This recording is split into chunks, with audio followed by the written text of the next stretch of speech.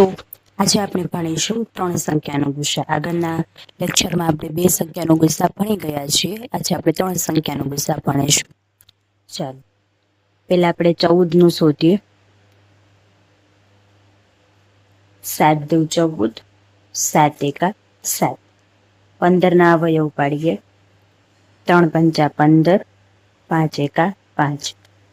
16 ના અવયવ પાડીએ। 2 અઠાની 16, 2 ચોક 8, 2 દુ 4, 2 એકા 2 લખી દઈએ। 14 ના અવયવ શું પડ્યું? 2 ગુણ્યા 7। 15 ના 3 ગુણ્યા 5। 16 ના 4 વખત 2 છે। 1, 2, 3 અને 4। ગુસા એટલે શું? મેં તમને આગળ પણ જણાવ્યું હતું કે ગુસા એટલે કે કોમન ફેક્ટર લેવાનો। તો શું તમને આ ત્રણેયમાં કોમન ફેક્ટર એવો દેખાય છે કઈ કે જે ત્રણ સંખ્યામાં હોય એવો એક પણ અવયવ આમાં મને દેખાતો નથી કે જે ત્રણ સંખ્યામાં હોય। માટે આ ત્રણ સંખ્યાનો ગુસા કયો આવશે? 1 આવશે। નેક્સ્ટ આપણે હવે બીજું ઉદાહરણ લઈશું। 36, 84, 24। ચાલો હું 36 ના પહેલા અવયવ પાડું છું, જોજો ધ્યાન આપજો। બરાબર, 18 દુ 36, 9 દુ 18, 3 તરી 9, 3 એકા 3।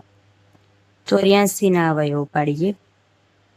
42 દુ 21 દુ 3 સત્તામ 7 એકા 7। 24 ના પાડીએ। 12 દુ 24, 6 દુ 12, 3 દુ 6, 3 એકા 3। બધા ફેક્ટર લખી દઈએ। 36 ના કેટલા ફેક્ટર આવ્યા? 2, 2, 3, 3।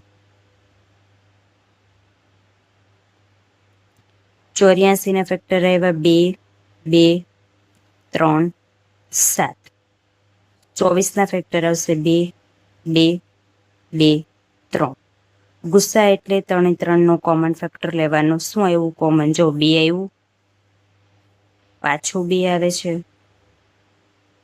3 આવે છે। જો હવે દેખાય છે એવું એક ફેક્ટર નથી। 2 દુ 4, 4 તરી 12। મતલબ કે આ 3 નો કોમન ફેક્ટર 12 આવશે, એટલે કે ગુસા શું આવશે? 12 આવશે। તો આ પ્રશ્ન પોલીસ કોન્સ્ટેબલનો મોડેલ પેપર 1માં આવેલો પ્રશ્ન છે। મોસ્ટ ઇમ્પોર્ટન્ટ છે અને એકદમ સહેલો પ્રશ્ન છે। શું છે? વિધાન આપેલું છે, એનું નિષ્કર્ષ આપેલું છે। ચલો વધારે સમય ન બગાડતા ઝડપથી આપણે ડિસ્કશન ઉપર જઈએ। કેટલાક પાંદડા વૃક્ષો છે। આ કેટલાક પાંદડા વૃક્ષો છે, બરાબર।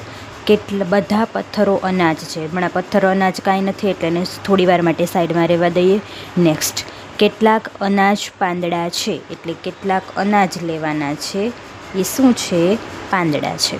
હવે ફરીથી આના પર જઈએ કે બધા પથ્થરો અનાજ છે, એટલે બધા પથ્થર છે એ અનાજની અંદર આવી જશે। આ આપણી વેન આકૃતિ બની ગઈ છે। ચલો નિષ્કર્ષ શું કહે છે? કે બધા અનાજ વૃક્ષો છે। શું અનાજ અને વૃક્ષ વચ્ચે કોઈ કનેક્શન દેખાય છે? નથી દેખાતું, એટલે આ નિષ્કર્ષ ખોટું છે। કેટલાક પાંદડા પથ્થરો છે। શું પાંદડા અને પથ્થર વચ્ચે કોઈ કનેક્શન દેખાય છે? નથી દેખાતું, એટલે આ નિષ્કર્ષણ પણ ખોટું છે। તો સિમ્પલ આન્સર શું આવશે? Way D. ન તો નિષ્કર્ષ 1 સાચો છે, ન તો નિષ્કર્ષ 2 સાચો છે। જોયું છે ને, એકદમ સહેલું। ક્વેશ્ચન કેટલો મોટો છે પણ એનો આન્સર 1 જ સેકન્ડમાં આવી જાય।